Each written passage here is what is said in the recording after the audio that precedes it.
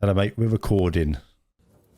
Ladies and gentlemen, welcome back to the Season Humour podcast. Can you believe it? We've managed to put out 7 episodes of this madness, and now we're rolling into the 8th. If this were a TV show, we'd be probably on season 32 by now, and I'd have more wrinkles than a well-loved pub couch. But hey, who's counting? Definitely not me. But if I would, I could tell you that we spent a grand total of about 380 minutes chatting, laughing, and raising a glass to the art of pub talk. In that time, we would have walked a whopping 19 miles at a brisk pace of 3 miles an hour. But who's counting? You know, if we started in central London by Big Ben, we could have driven 414 miles, obviously if we abided by the legal speed limit, to any boozer that we deemed fit for a cold one.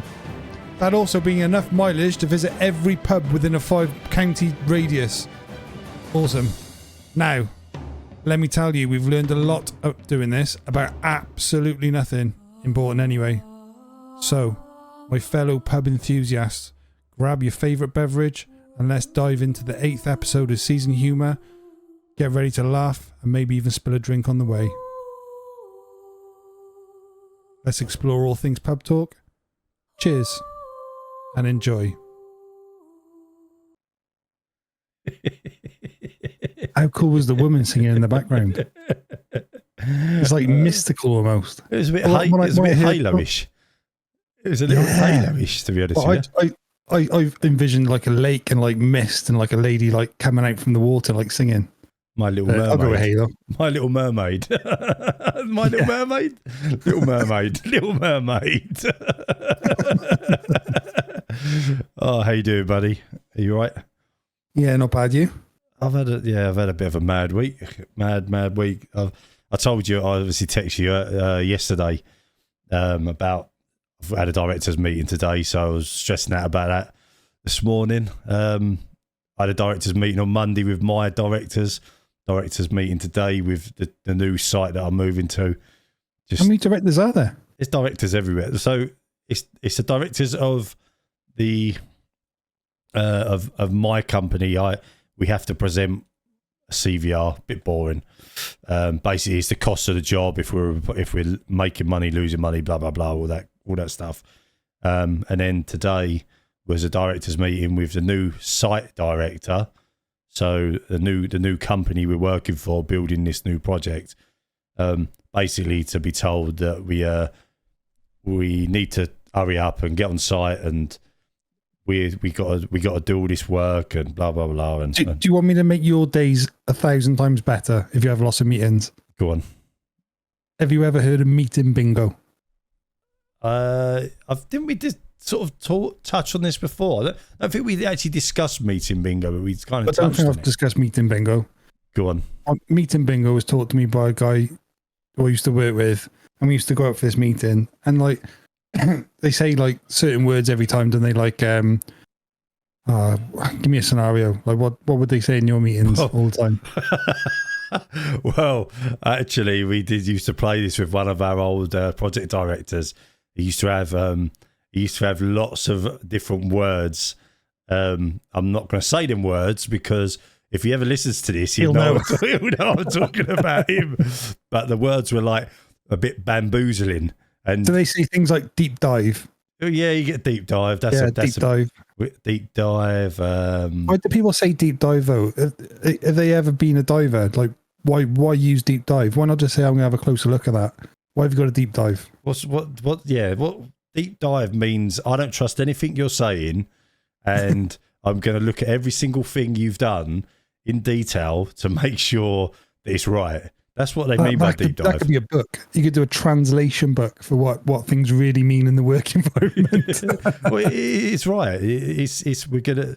There's what's the other word that comes up all the time in construction? There's this guy's. I'm a project manager. I'm a project manager. I should know this. I can't. But there's so many, and as you said, it just drives me insane that these words.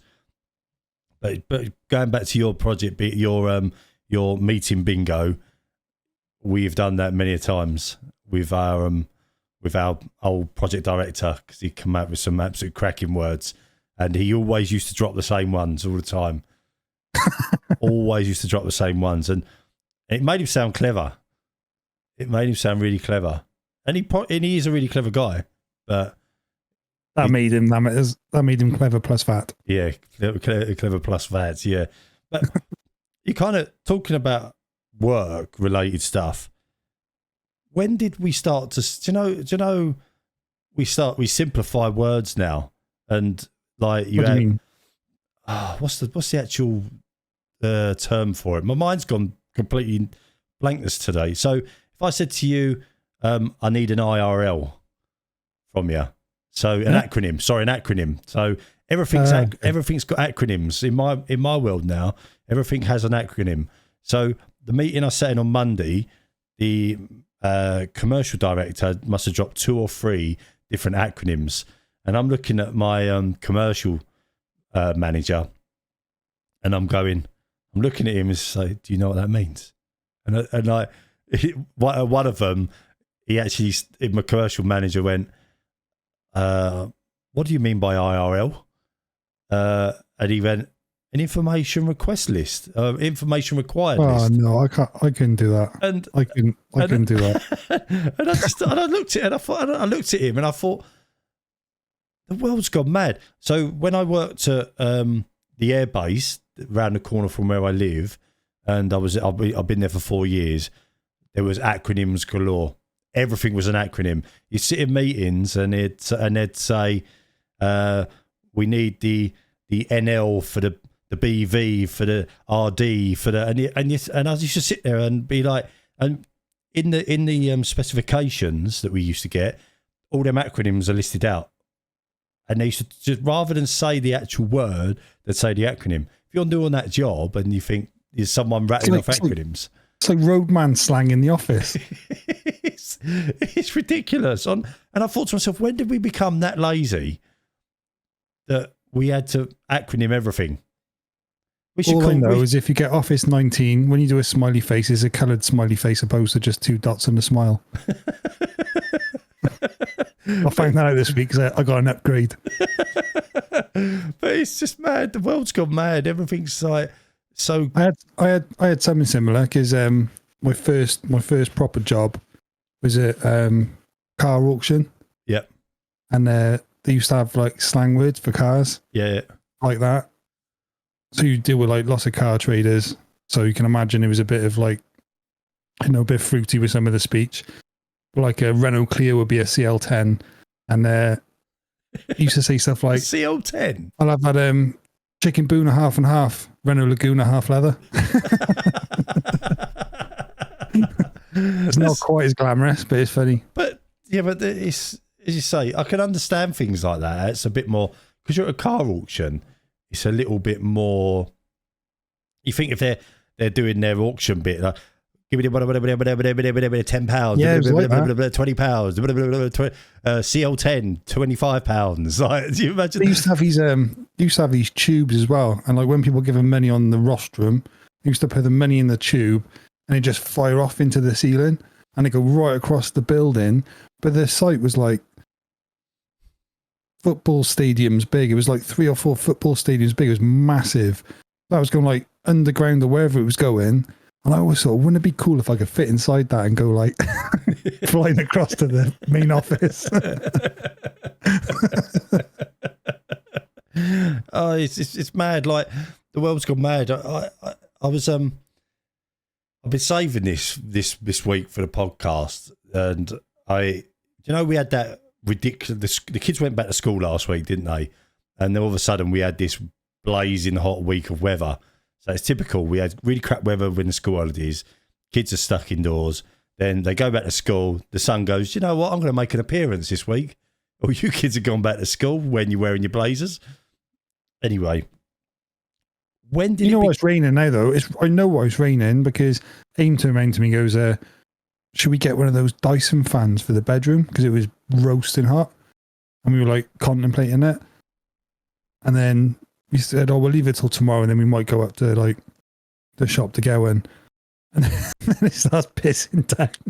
We were like, "It's raining," because we were going to spend money on a fan. So that's why it's raining. So you're to blame. In fairness, yeah. Last Saturday we made the best investment we've ever made. Don't waste your money on a Dyson, one of them bladeless fans. Go to Screwfix, spend £25 or £30 on one of these massive fans that they have. They're in a steel cage, mate. Because Key works at Screwfix, we get 20% discount, so we buy everything from Screwfix. It's like if it's something for the home, discount code in the podcast link.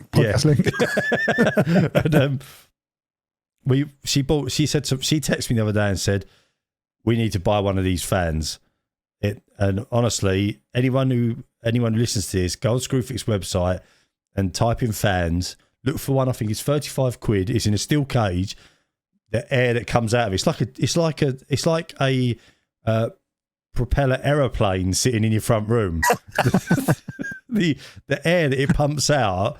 Honestly, I walked into our front room after this pod. The curtains going out the window, and everything's blowing away from the fan.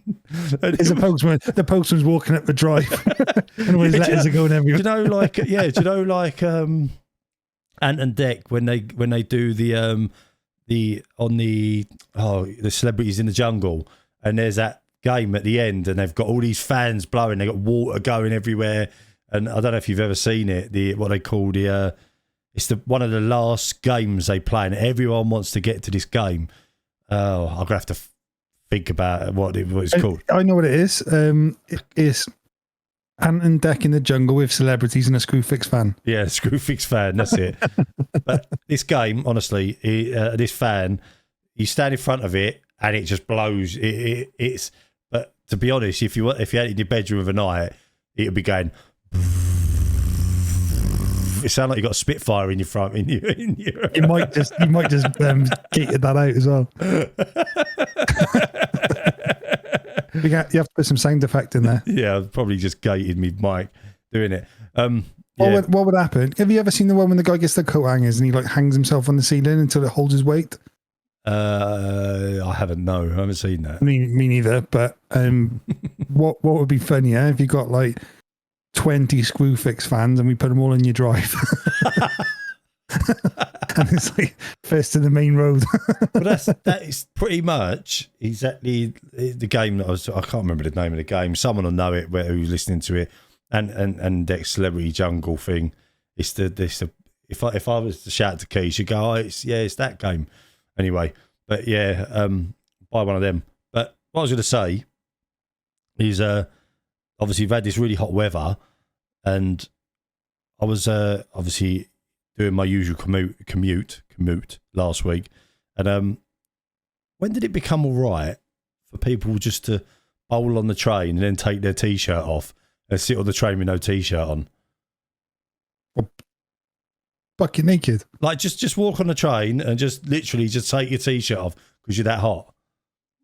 It very much depends on if you're like carrying like a good 20 stone. That's really impractical.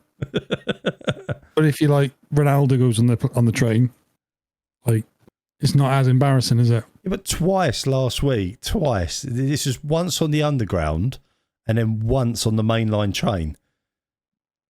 Two different people. That, and they were probably obviously lads, male though, yeah. Yeah, probably lads in their 20s, like 20. I have like a 50-year-old woman just taking their top off. That would be weird.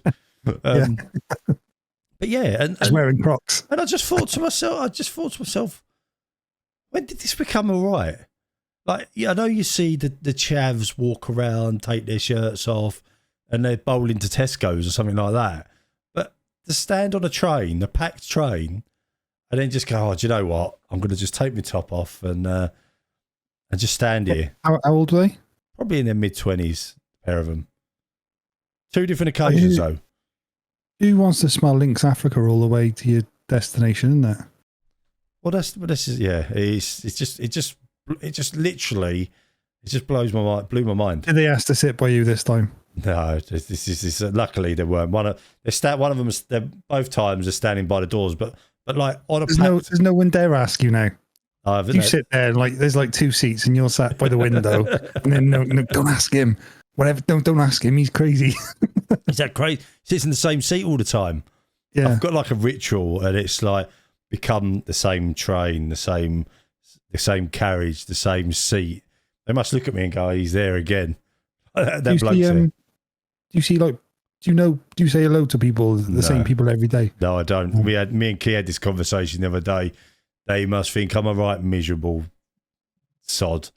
Some of these people. I get on the train, I put my headphones on, and I literally that is me done. I do not. What you should do?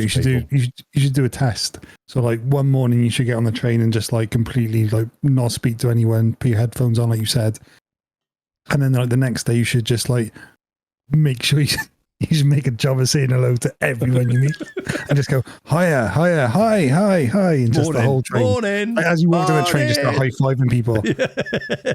Well, it's pretty much. It is the same faces on the train in the same seats, so it's not just me. And you get to know him.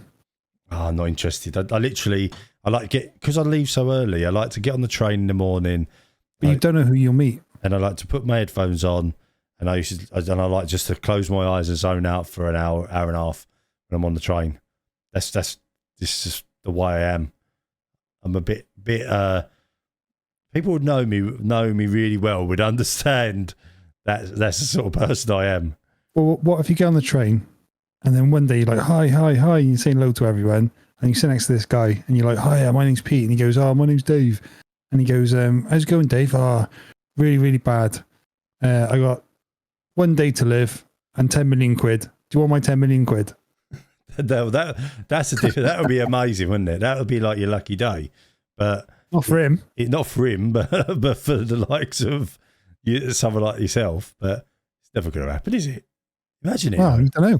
Oh, thanks. How do you know? Well, I'll be like, oh, hi. Like, what would you say? So in that scenario, right? Just put this scenario in your head, and just say you did that scenario. And you walked on the train, you sat down, you said hello to the guy. The guy's like, oh, hello, bro. You're having a talk. You're just about to get off the other end, and he's like, oh, thanks for talking to me. Like, I've got to tell you one more thing. I'm going to die tomorrow, and I'd like to give you all my money. Right? And just say that money was 10 million quid. Yeah. What would be your next, not reaction, but sort of your next actions, should I say? Give a quick hug and say, oh, it's terrible news, I'm gutted, blah, blah, blah. But it was lovely to meet you. Thanks for the offer. I've only got 10 minutes, though, so I better get going. Have a great day.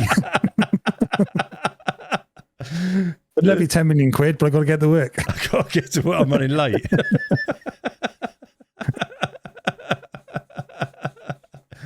That would be amazing. Oh, then you imagine it on the news, and the next day there's news, and there's that same guy, and he's handing over he's a check to somebody.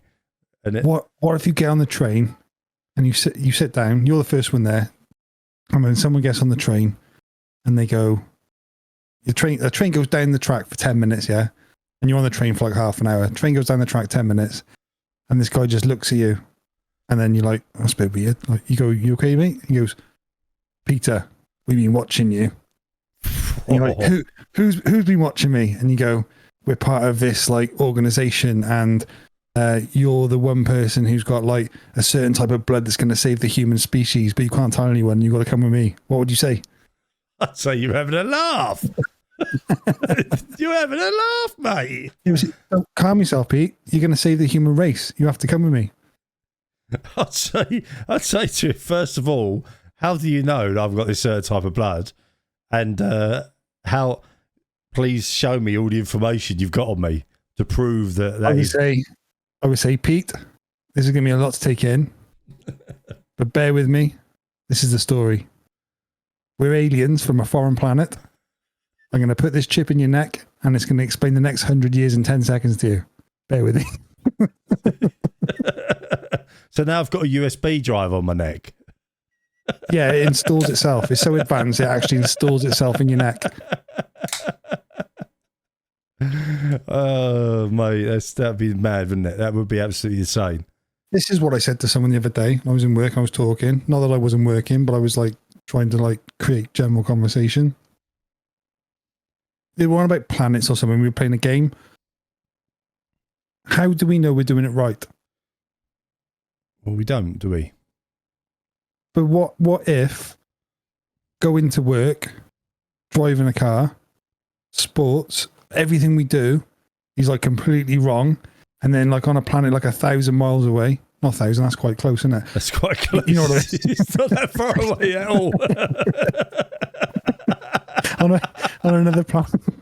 Another planet 10 miles on away. another planet, we're in the corner. And Joe's close. No, but what if there's another planet and they do everything like completely right, and then like one day aliens invade, or not invade, but they just come to say hello, and then they go, guys, what are you doing? You don't go to work and use this IRL talk. That's completely wrong. This is how you do it. And you're going, oh yeah, we are. We're doing it wrong. Well, do you know, like the whole Marvel series, and I don't want to get into like a whole Marvel talk, but the Marvel series with the multiverse or whatever they call it in the Marvel series. Do you, genuine outright question, do you believe there's another universe out there doing what we're doing? I think they proved that, haven't they?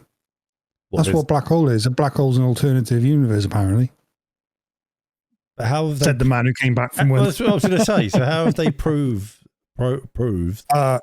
This is we just opened a labyrinth of questions here, haven't we? Because my boss, I was talking to him one day and we were about space, and I said, well, you can't take your astronaut's helmet off in space. He went, how do you know?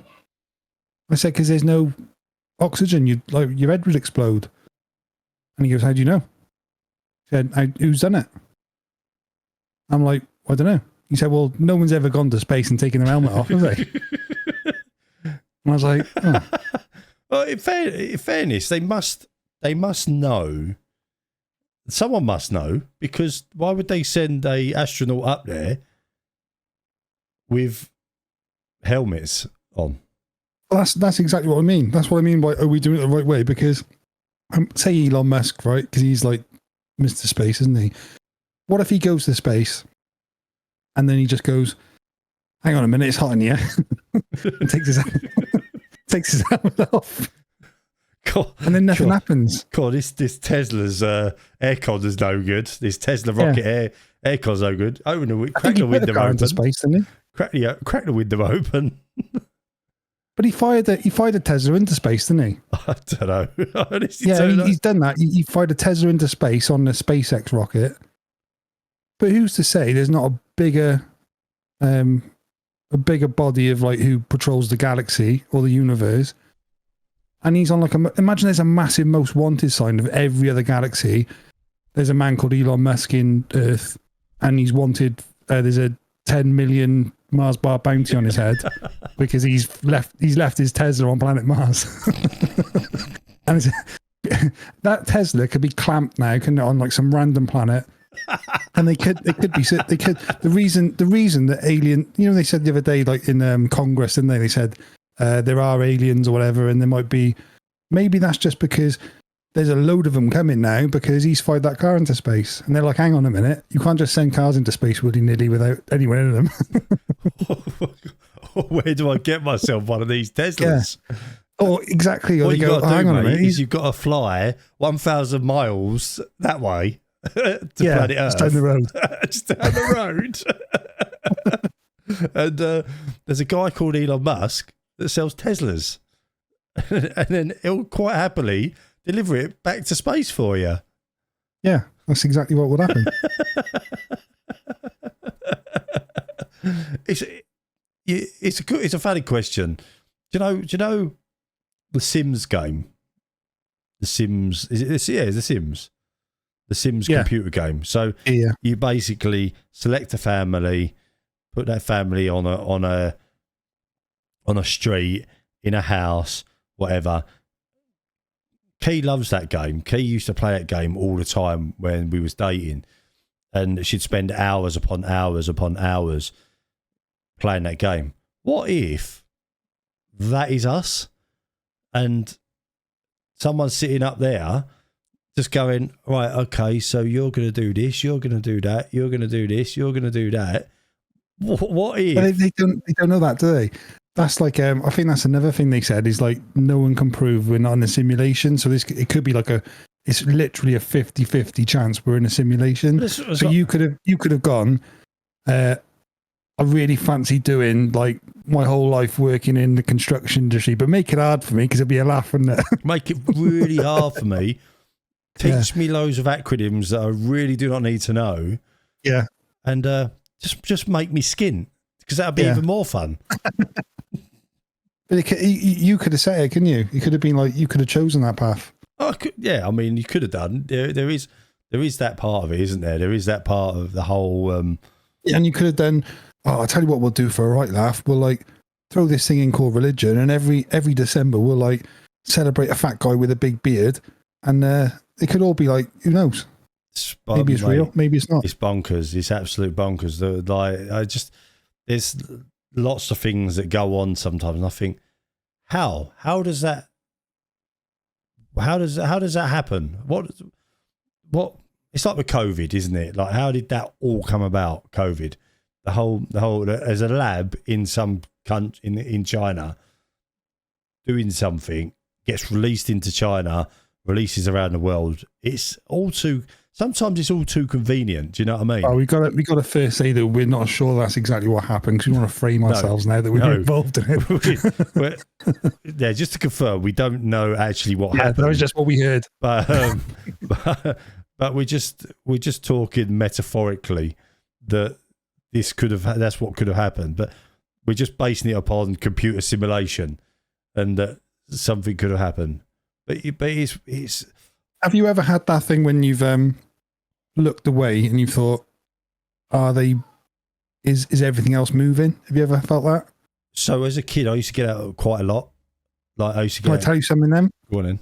Harvard University in the States has proved that when you're not looking at something, time slows down around you. Really? Yeah, Google it. I'm gonna have to. Is that true? Harvard University's done a study, and they've proven that when you look away, things around you don't move at the same speed as when you're around them. That's bizarre. Which is nuts. That's bizarre. That could just be like your FPS on your game you're playing. Well, we're all in the simulation. FPS is. How does that work? I don't know. There's a cool video on YouTube. Just gonna have to. That's Harvard University. It's not like it's like Suffolk Jim University Jones around the corner. Yeah, Suffolk University around the corner. Just think though, at the start of the podcast when we did the intro, and I think it was 4. If you add up all the podcast minutes we've done in the 7 episodes, if you travelled at the legal speed limit from Big Ben, we could have travelled 414 miles, which means in 15 episodes, if the planets or the galaxies is 1,000 miles away, we could go there, can we? Well, yeah, I mean, we're only 8 more episodes away. So from another dimension. I think it's pretty mad. We've done 8. This is our 8th episode, by the way. It's pretty mad, pretty insane. It is pretty insane. It's like a week. It's. Do you know what I love about it? It's like a weekly therapy session. We spoke about it before, but it's like a weekly therapy session. Yeah, I think so. I like it. It's mad. It's absolutely insane that we've gone. Where else are you going to talk about planets and parking Teslas in space? Acronyms. When you think about all the stuff we've talked about, the roundabouts in the UK, dog crap. I told you, didn't I, that I sent the last podcast to my best mate, and he said, I said, what do you think? And he goes, mate, it's just 20 minutes talking about dog shit. Literally. That was a bit of a bizarre episode, honestly. A bit of a bizarre, but it's, yeah, I mean, it's good to talk. That's the thing. It's really good to talk, really good to have a nice chat with someone. And like, you're in Wales, I'm over in Suffolk, and there's a big gap between us. So just to have a weekly catch up and have a chat, and it's really good therapy and really good to just talk to somebody different. And that's what's nice about it, is the fact that we can talk to each other. We don't necessarily talk all week sometimes. We are busy. You've got your family, I've got my family. You're doing your work, I'm doing my work. And so then just to have a catch up, see what's going on, talk about a few stories. What if I'm the alien that's been watching you? controlling my life, going, Yeah. aha, Let's chip in your neck. put this chip in your neck. Oh yeah, it's really nice. It's really good. I do enjoy it. But there's just so much that I walk. But the other thing now is like, because obviously we don't really plan these episodes, and I find myself going, oh, that'll be funny to talk about in a podcast. But then 5 minutes later, I've got such a bad memory that I forget. And I think I'm the same. I go through the week, go, oh, that's funny, I'll mention that. And then like just before we start, I blank. your mind just, it's really weird because your mind just goes, boosh. It's like because you're being recorded or you're recording yourself, your mind just you forget about everything else that's going on in the world. Yeah, because it's like, if it's like a fish tank, it's full of stuff before you talk. And then just before you're going to talk, it's just full of cuddly toys. That's a really good analogy. Smiley faces with soft stuff in the middle. It's full of dog shit. Yeah.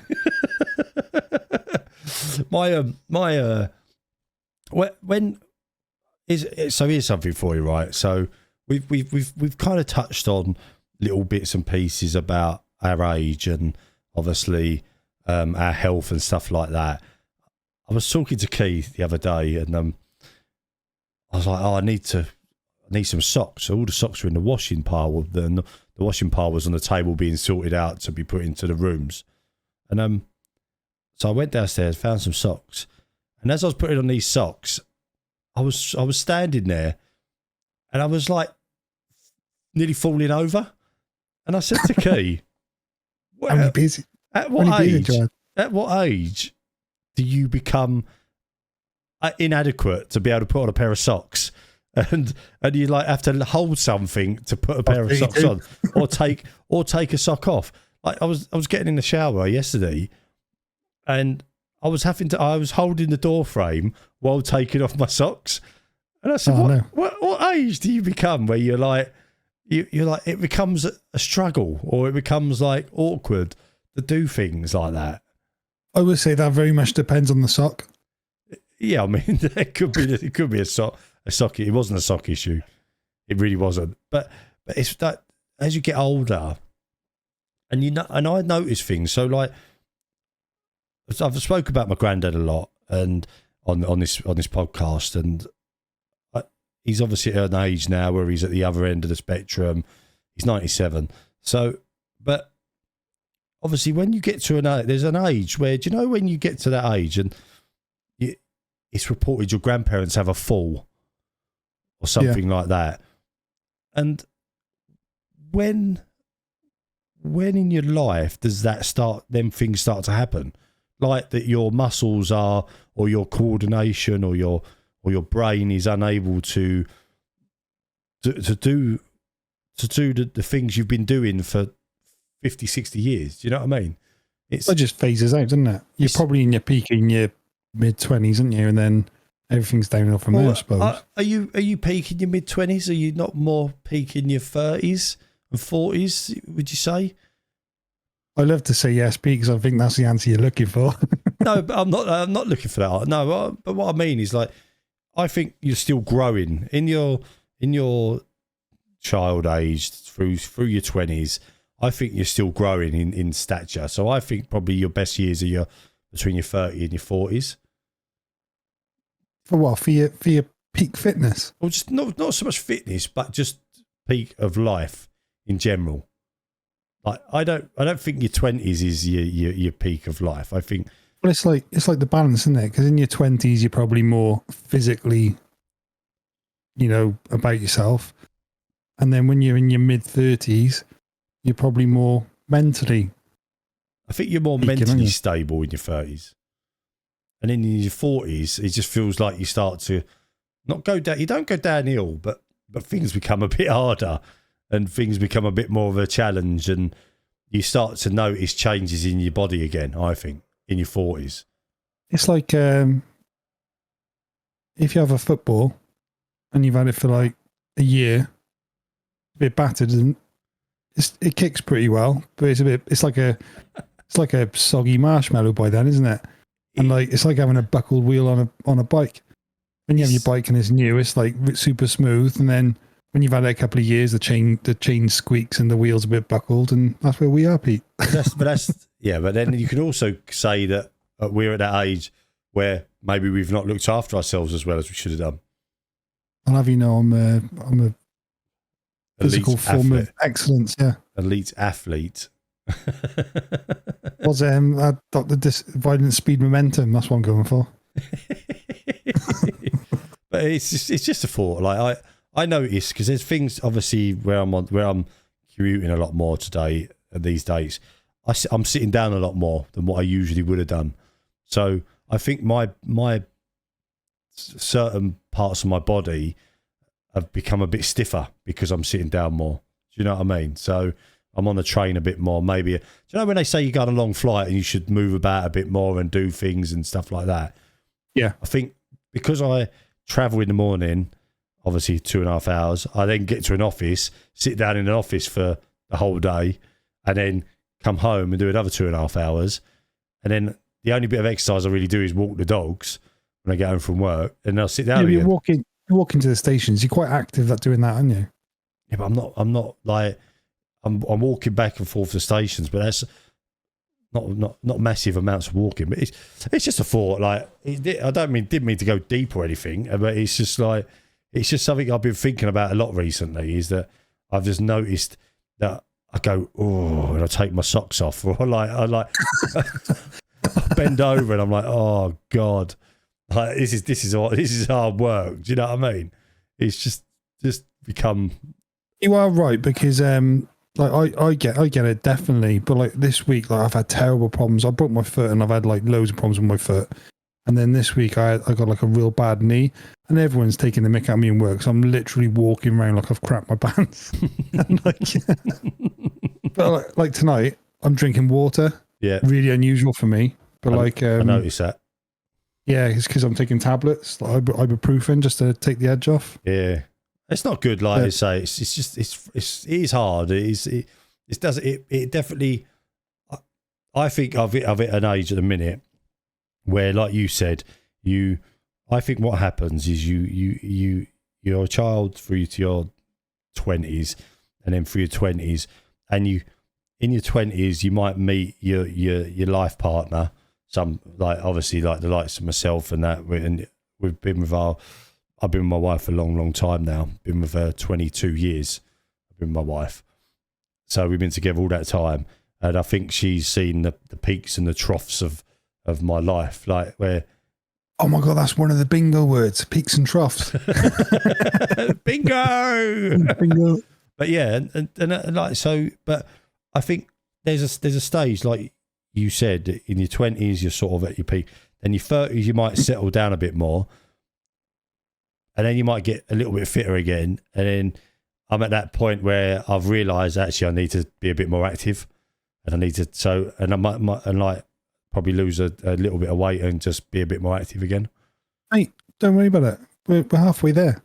We're halfway there. We're just freewheeling now. Freewheel it all the way down. I will be freewheeling. Yeah.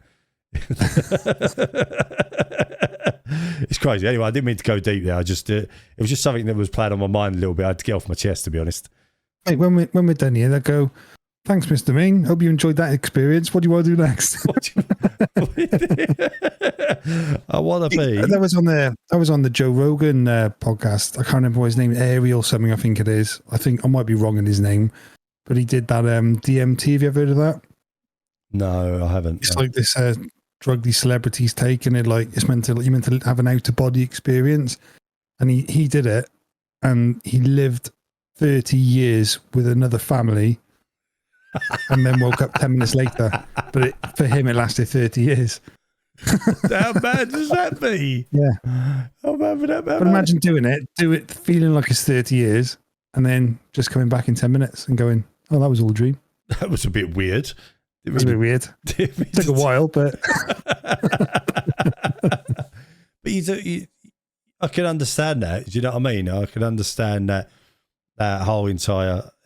Yeah, I don't know. Like, I've never done drugs, so I've never had that experience of sort of what you would say an out of body experience.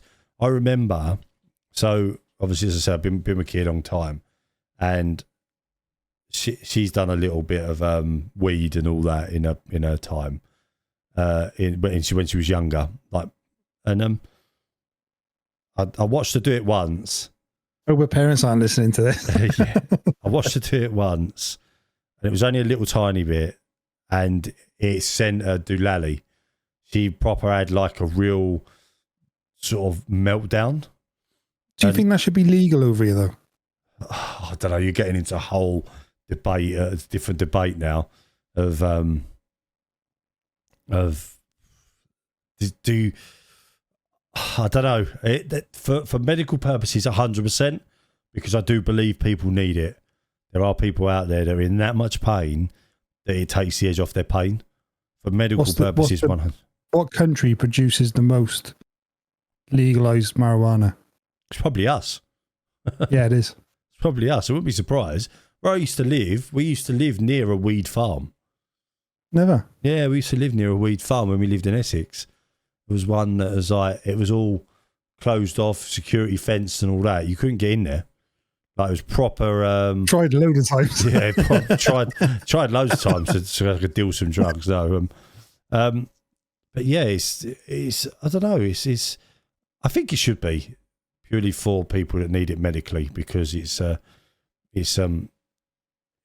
think they're on about up in the category, aren't they, for weed? I don't know. It's bad. Like, as I was saying to Key yesterday, I come out of the new job I was on. I walked out of the job, walked across a car park.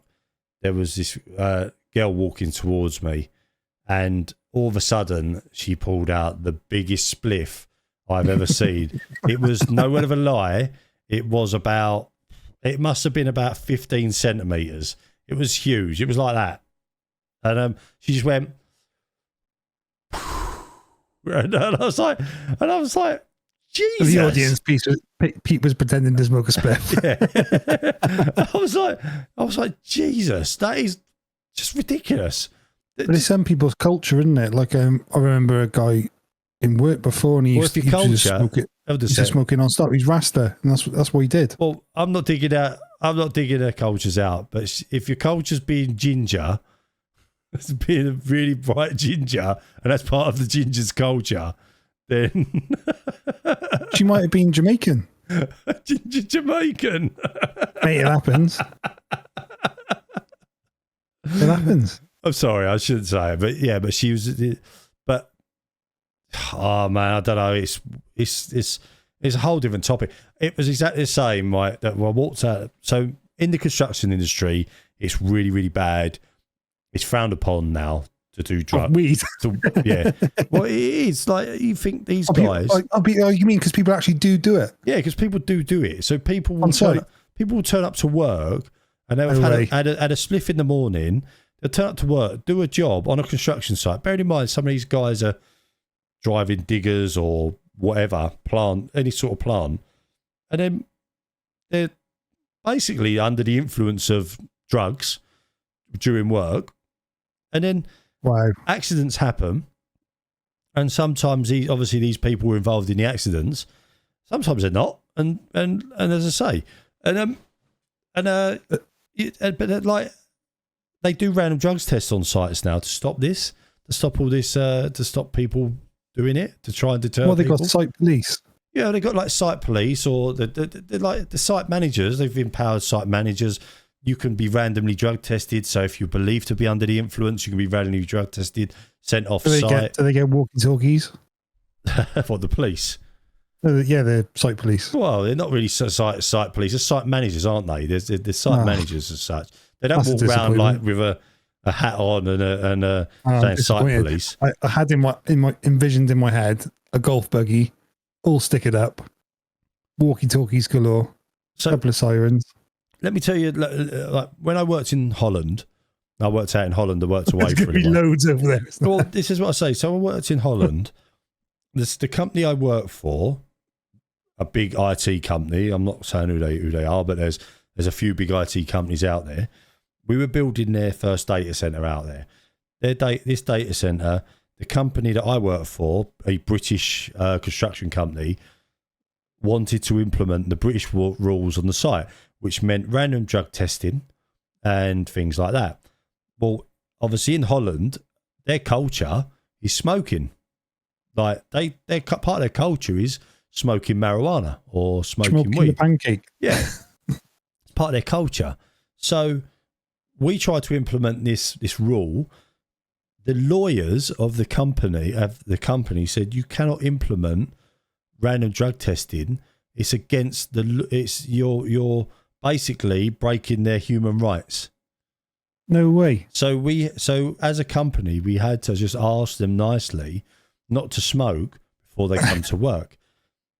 On a side note to that, when we used to have work dues, so the company would set up like not so much work dues, but they'd set up nights where you'd have a business, what do they call it, like a business development, like business update meeting. So they'd tell you how the business is doing and all that, and what jobs are out there, what jobs they're looking at, blah blah blah. And in them meetings, they used to give everybody free alcohol. So like, and everyone have a drink. After their meetings, conveniently, the police the next morning were always outside the site, randomly stopping people and alcohol testing us. No way. That's so funny you said that though, because that's such an English thing to do. And they're like, lawyers go in, they say you can't do this, blah blah blah, and they go, hang on a minute, human rights do one, and they go, okay, well if that doesn't work, we're just gonna ask you nicely. Yeah, he said that. And if you still do it, we're gonna write you a stern letter. We're gonna write you a stern letter. But all we could do, or the only thing we could. So I was talking to one of the Dutch guys one day on site, one of the workers, and was talking about it, and I said, how do you feel about it? Because one of our things we used to have to do was walk around and talk to the site people, and I quite like talking to site people anyway. It's a normal thing for me. I'm quite a chatty person, and I like talking to the guys on site because some of them are down to earth people. They work hard, and that's what they want to do, and they want to come work, earn their money, go home. And you talk to them, and I was talking to him about how he feels about it. And he said, "Well, it's a load of rubbish because of a night time. The thing him and his wife like to do is just sit in the garden and have a smoke. So they put the kids to bed and they sit in the garden and have a smoke." And he said, then and he said, we don't smoke in the morning. It's not like we get up in the morning and smoke. We just literally have one of a night, like we're doing, having a drink when we do this, and we just smoke. So, and he said that's all we do. He said, and over weekend sometimes we might go to one of the local cafes, have a coffee, and a cookie or a cake or whatever, because they have like the cakes, don't they? The hash cakes or whatever they are. I'm gonna say it's not for me, but I've never seen anyone on it who's been like aggressive. No, because like drinking is really bad for us, and you get drunk and people are really like violent and stuff goes down and all sorts. Have you never seen like someone smoking a spliff and then going absolutely mental and being a knob? Well, you don't know, and that's the thing. I think the problem with it is that there's that stigma with it, isn't it? With drugs, yeah.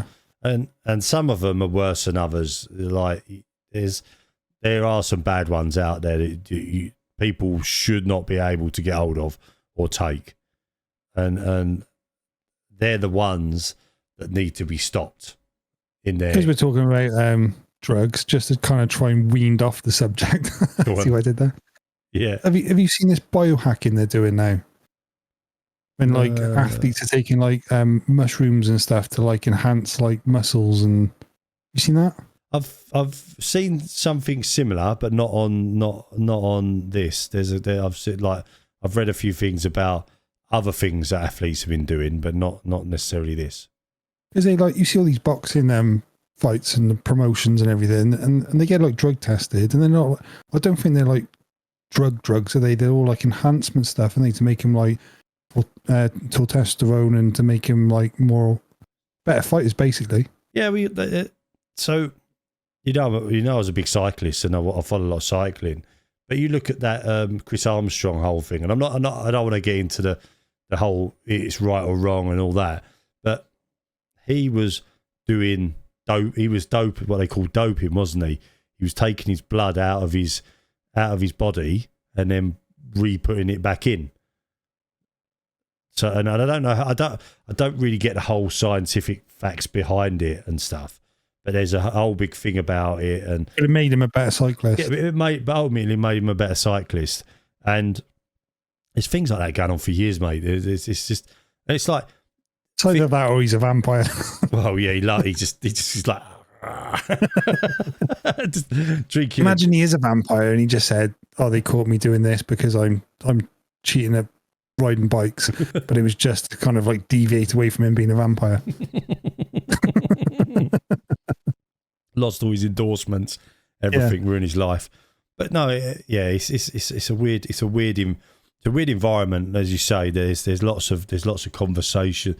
There could be lots of conversation around it, but it's too dark. It could get too. Do you think that upsets you as a fan, though? Like, if you were a fan of his, would that massively? Because he was like seen as the best hero sort of thing. He was seen as one of the best cyclists in the world. Like, if you watch the there's a documentary out about him, and it's really worth watching, even though you know he breaks the rules and all that stuff. Because he's still committed. He was committed to it, and what people got to realise is, I'm not saying it's right by any. Oh, excuse me, the beer and Moretti's repeated on me now, and I'm not saying it's right. Do you think that's because, like, it's not admirable because he's done that, but do you think it just gets to a point when you're like so invested in something? He wanted to win as well. That's the problem. He was a winner. He was used to winning in life, in triathlon and what he did. He went to the pro cycling circuit and he wasn't the best. And that's the problem. But the problem with cycling at that time, everybody was doing some form of drugs. You look back through the history of cycling, right? And my dad would kill me for this because he's a massive cycling fan. I don't know if I don't think he listens to this. But you look at cycling, it's like they're all trying to get one up on each other. And there's you look at the amount of miles they do across the Tour de France, right? Just use the Tour de France as a benchmark. They've got 30 days or 21 days of cycling, pretty much non-stop. They travel 3,000 miles across France, going from stage to stage, 190 miles a day in some instances. What normal person can ride their bike for 6 hours a day? Like 6 hours a day at 30 mile an hour. We're not talking like snail's pace. We're talking 30 mile an hour. So they're going at it constantly. So it's just, you've got to be superhuman to be doing that anyway. But then to be able to go up the hills and still ride up the hills at the same sort of pace and all that, there's something going on. And like, yes, these guys are super fit now. They've got great diets. But you look back through the history is where I was going to get, and I've sort of diverted a little bit. They used to stop at cafes and have beer during the race. And they used to, like, of an evening, they'd get pissed in the pub. Before it was like elite as it is. Yeah, so they used to stop in the pub of an evening and they'd get pissed. They'd do cocaine. They would do all sorts of, like, because the pain. Tour de France. Yeah, because the pain that they were going through, riding stage to stage to stage, of an evening, the cyclists would go and get drunk. They'd go and do cocaine. Because of the pain that they were going through. And then they'd go get on their bike the next day, and then they'd go and ride 190 miles again, and then do the same of the next night, and then the same of the next night. It's in history. It's in the history. It's in the history of the race. Like, there's lots of things about it. It's crazy, absolutely crazy. Sport's just crazy in itself, isn't it? Everything's so competitive. Well, there's the amount of money that's in it now, though, isn't it? It's all to do with money. It's all to do with money now, and that's a competition in itself, almost, isn't it? Well, it is, yeah, 100%. It's like it could just go on and on and on, and there's just listen thing. The thing is, we could talk about all this sort of stuff for ages, and you could. But we got to wrap it into 50 minutes. We got to wrap it into 50 minutes, which is we're just about to go. We're over that now. So it's like hit the stop button. Yeah, just cut it off now. But yeah, just to wrap the whole thing up, I think sport in general is you could talk about it for ages. Maybe we should just do one day where we talk about sport and talk about around like just the random things that go on in sport or something like that. Should we have like a random facts throughout the podcast? Random facts of sport, yeah. We have to throw ourselves out of comfort zone, so we have to talk about sports that we don't know anything about. Like one-armed canoeing and hiking up a mountain with backpacks. And I said hike up a mountain with backpacks then, and that's quite normal. But I meant like, you know, when you like throwing those axe things into the side of the ice balls and stuff. I do. And on that note, I think we should wrap it up. Is it what Jeremy Clarkson say when he wraps up top? When he used to wrap up Top Gear? And on that note, let's wrap it up or something like that. I don't know. God knows.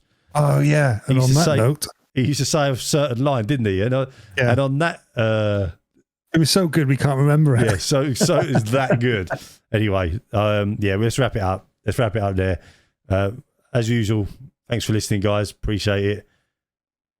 I am Peter.